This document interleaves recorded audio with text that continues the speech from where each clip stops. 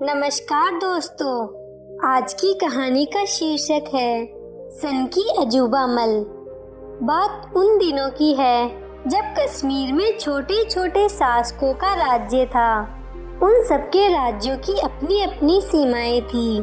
सभी राजाओं के अपने नियम व कानून थे। एक था राजा अजूबा मल। उसके नगर के चारों ओर घनी पहाड़ियां थी। उसके यहाँ सभी चीजों का दाम 1 टका था।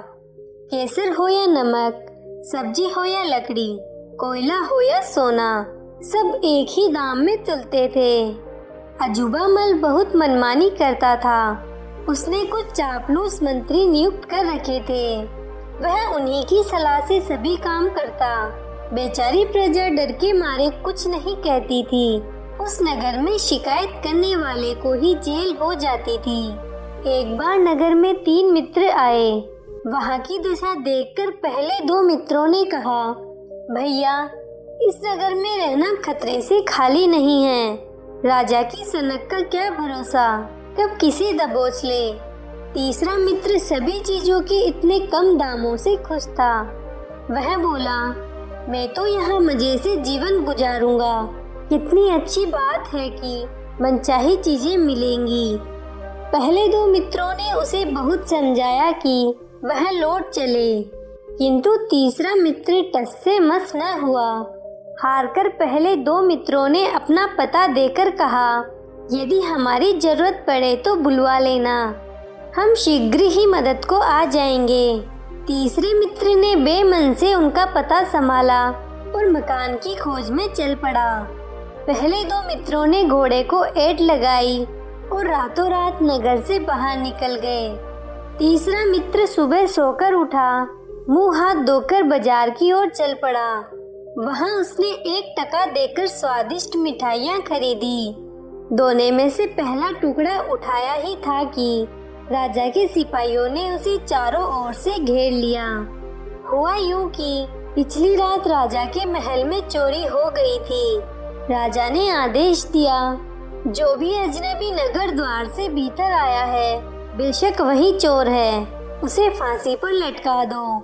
अब तो तीसरे मित्र की जान पर बन आई। उसने राजा से अनुनय विनय किया, किंतु राजा ने अनसुना कर दिया। अंत में उसने दोनों मित्रों को सारा हाल लिखकर संदेश भिजवा दिया। अगले ही दिन फांसी का समय तय हुआ। बाजार के बीचों बीच चौक पर फांसी दी जानी थी। सारा शहर अजनबी चोर को देखने उमड़ पड़ा। राजा भी पालकी पर सवार होकर पहुंच गया। तभी तीसरे मित्र के पास एक खत पहुंचा। वह दोनों मित्रों ने लिखा था। तीसरे ने खत पढ़ा और फाड़कर चबा गया। कुछ ही देर में दोनों मित्र भी आ पहुंचे। जो ही जल्लाद आगे बढ़ा, पहला मित्र राजा के चरणों में गिरकर बोला, महाराज, मेरे मित्र को छोड़ दें, इसके बाल बच्चे बहुत छोटे हैं। तीसरा मित्र वहीं से चिल्लाया, नहीं महाराज, मुझे मरने दें, भला मरने से कैसा डरना। उसकी बात काटकर दूसरा मित्र बोला, तुम दोनों 100 साल जियो, महाराज तो मुझे ही फांसी चढ़ाएंगे। बस फिर क्या था, एक नौटंकी शुरू हो गई। तीनों मित्र एक दूसरे से पहले मरना चाहते थे। राजा अजूबा मल चक्कर खा गया। वह कभी एक मित्र की ओर देखता तो कभी दूसरे की ओर। नगरवासी इस तमाशे को देखकर हैरान थे। अजूबा मल ने तीनों मित्रों को अपने पास बुलाकर पूछा, मुझे सच सच बता दो कि तुम मरने के लिए इतने उत्सुक क्यों हो, वरना मैं सबको जेल में डाल दूंगा। तीसरे मित्र ने योजना के मुताबिक हिचकिचाते हुए उत्तर दिया, महाराज, आज मरने की बहुत शुभ घड़ी है।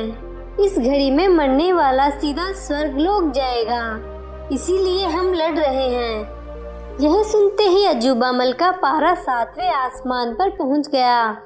कड़क कर बोला, प्यारे मंत्रियों, शुभ घड़ी में मरने का सबसे पहला हक राजा को मिलना चाहिए। भला मेरे होते कोई और स्वर्ग में क्यों जाएगा। मुझे शीघ्र ही फांसी पर चढ़ा दो। मंत्रियों ने सोचा कि राजा के मरते ही हम राज्य पर कब्जा कर लेंगे। उन्होंने एक क्षण भी विलंब नहीं किया और अजूबामल को फांसी पर चढ़ा दिया। प्रजा मंत्रियों की चाल भांप गई थी। उसने पत्थर मार मार कर मंत्रियों को अधमरा कर दिया। जानते हो नया राजा कौन बनेगा? पहले मित्र को राजा बनाया गया क्योंकि उसकी बुद्धिमानी से ही अजूबामल का अंत हुआ था। बाकी 2 मित्र मंत्री बने, नगर में उचित कायदे कानून बने और सभी सुख से रहने लगे। आपको ये कहानी कैसी लगी? नीचे कमेंट करके हमें जरूर बताइएगा। अगर आपको कहानी पसंद आई हो तो अपने दोस्तों के साथ जरूर शेयर करें और ऐसी ही प्यारी कहानियाँ सुनने के लिए हमारे YouTube चैनल को सब्सक्राइब करें। धन्यवाद।